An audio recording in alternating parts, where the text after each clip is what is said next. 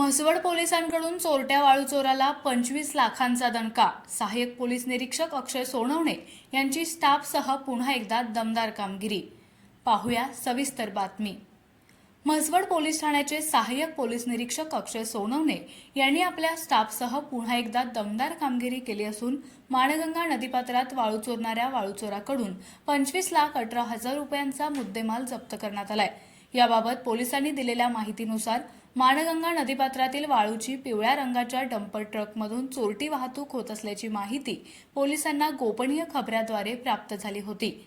त्यानुसार म्हसवड पोलिसांनी सहाय्यक पोलीस निरीक्षक अक्षय सोनवणे यांच्या मार्गदर्शनाखाली म्हसवड शिरताव तसेच पुळकोटी बाजूकडे या वाळू वाहतूक करणाऱ्या ट्रकचा पाठलाग करून त्यास म्हसवड बनगरवाडी पुलावर ताब्यात घेतले.